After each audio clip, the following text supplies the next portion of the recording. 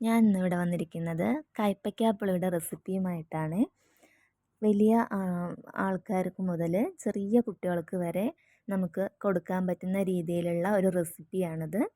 ചെറിയ കുട്ടികൾ അധികവും കൈപ്പയ്ക്കയുടെ എന്ത് റെസിപ്പി ഉണ്ടാക്കിയാലും അവർക്ക് കഴിക്കാൻ ഒരിത്തിരി മടി കാണും. പക്ഷേ ഇതങ്ങനെയല്ല.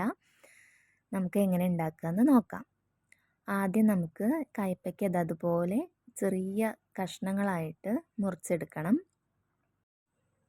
ഞാൻ ഒരു കൈപ്പയ്ക്കയാണ് അത് മുഴുവനും ഇതുപോലെ ചെറിയ കഷ്ണങ്ങളായിട്ട് മുറിച്ചെടുത്തിട്ടുണ്ട്. ഇനി നമുക്ക് അതിലേക്ക് ആവശ്യമായിട്ടുള്ള ഒരു നാരങ്ങ വലുപ്പത്തിലുള്ള പുളി വെള്ളത്തിലിട്ട് വയ്ക്കാം. അത് കുറച്ച് നേരം വെള്ളത്തിലിട്ട് വയ്ക്കണം. പുളി കുതിർന്ന് വരുന്ന ടൈം കൊണ്ട് നമുക്ക് അതിലേക്ക് ആവശ്യമായിട്ടുള്ള അരമുറി തേങ്ങ ചിരവിയെടുക്കാം. പിന്നെ നമുക്ക് ഒരു പാൻ എടുക്കുക. അതിലേക്ക് ആവശ്യമായിട്ടുള്ള ഒരു 2 ടീസ്പൂൺ ഓയിൽ അതിൽ ഒഴിച്ചു കൊടുക്കുന്നു. ഇനി അതിലേക്ക് 2 ഉണക്കമുളക്, 1/2 ടീസ്പൂൺ മല്ലി, 1/4 ടീസ്പൂൺ ഉലുവ, 1/2 ടീസ്പൂൺ ജീരകം, 2-3 കറിവേപ്പിൻ്റെ ഇല എന്നിവ ഇട്ടിട്ട് ഒന്ന് നന്നായിട്ടൊന്ന് ഇളക്കി കൊടുക്കുക. ഇതെല്ലാം ചെറിയ സിമ്മിലിട്ടിട്ട് മൂത്ത് വരുമ്പോൾ ആ ടൈമിൽ നമ്മൾ നേരത്തെ ചിരവി വെച്ചിരിക്കുന്ന തേങ്ങ അതിലിട്ട് കൊടുക്കുക.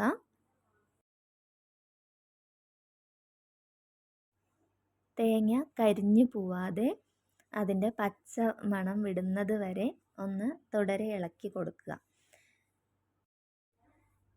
ഇങ്ങനൊരു പാകമാവുമ്പോൾ അതിലേക്ക് ഒരു 1/4 ടീസ്പൂൺ കായപ്പൊടി, 1/2 ടീസ്പൂൺ സാമ്പാർ പൊടി എന്നിവയിട്ട് നന്നായിട്ടൊന്ന് ഇളക്കി കൊടുക്കുക. എന്നിട്ടത് ചൂടാറുമ്പോൾ നമുക്കതിലേക്ക് അരച്ചിട്ട് എടുക്കാം. അപ്പോൾ ഇതൊന്ന് തണുക്കാൻ വേണ്ടി ഞാൻ വേറൊരു പാത്രത്തിലേക്ക് അതൊന്ന് മാറ്റുകയാണേ.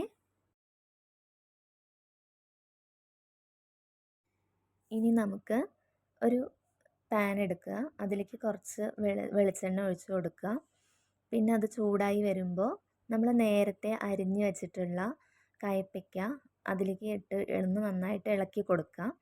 പിന്നെ അതിലേക്ക് വെള്ളമൊന്നും ചേർക്കണ്ട. നന്നായി എണ്ണയിലിട്ട് വഴറ്റിയിട്ട് ഒന്ന് അടച്ച് വെക്കുക. ഒരു 5 മിനിറ്റെങ്കിലും ചെറിയ തീയിൽ ഇതൊന്ന് അടച്ച് വെക്കണേ. അതൊന്ന് അടിയിൽ പിടിക്കാതിരിക്കാൻ ഇടയ്ക്കിടയ്ക്ക് ഒന്ന് ചെറുതായിട്ടൊന്ന് ഇളക്കി കൊടുക്കണം. ഈ ഒരു പാകമായിട്ട് വരുമ്പോൾ നമുക്കതിലേക്ക് ആവശ്യമായിട്ടുള്ള മഞ്ഞൾപ്പൊടി, മുളക് പൊടി രണ്ടും 1/2 ടീസ്പൂൺ വീതം ചേർത്ത് കൊടുക്കുക. ഞാനിവിടെ കാശ്മീരി മുളക് പൊടിയാണ് എടുത്തിരിക്കുന്നത് കളറിന് വേണ്ടിയിട്ട്. പിന്നെ എരിവും അധികം ഉണ്ടാവില്ലല്ലോ, കുട്ടികൾക്കും ഉപയോഗിക്കാം. അപ്പോൾ മഞ്ഞൾപ്പൊടിയും മുളക് പൊടിയും നമുക്ക് ഈ കൈപ്പയ്ക്കയുടെ കൂടെ നന്നായിട്ടൊന്ന് മിക്സ് ചെയ്ത് കൊടുക്കണേ. അതിനുശേഷം നമുക്ക് നേരത്തെ തയ്യാറാക്കി വെച്ചിട്ടുള്ള പുളി ഇതിലേക്ക് ചേർത്ത് കൊടുക്കുക. പിന്നെ കൈപ്പയ്ക്ക പുളിക്ക് ആവശ്യമായിട്ടുള്ള വെള്ളം നമുക്ക് ഒഴിച്ചു കൊടുക്കാം.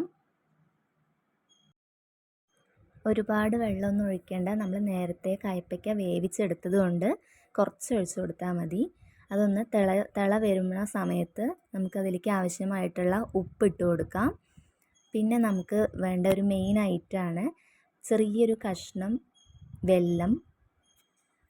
കൈപ്പയ്ക്ക പുളി എന്ന് പറയുമ്പോൾ ചെറിയ ഒരു മധുരം, പുളി, എരിവ്, ഉപ്പ് ഇതെല്ലാം കൂടി അടങ്ങിയിട്ടുള്ള ഒരു റെസിപ്പിയാണ്.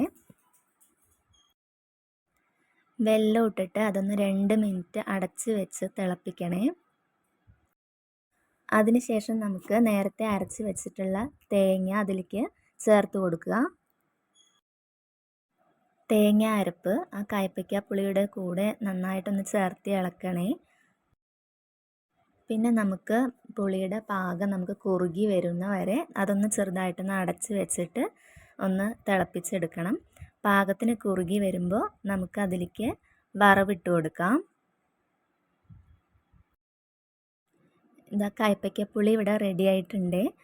ഞാൻ നേരത്തെ പറഞ്ഞതുപോലെ കുട്ടികൾക്ക് വരെ നമുക്ക് കൊടുക്കാൻ പറ്റുന്ന രീതിയിലാണ് ഈ റെസിപ്പി ഞാൻ ഉണ്ടാക്കിയിരിക്കുന്നത്. നിങ്ങളെല്ലാവരും ഒന്ന് ട്രൈ ചെയ്യണം. അപ്പോൾ നമുക്ക് മറ്റൊരു വീഡിയോയുമായി വീണ്ടും കാണാം. താങ്ക്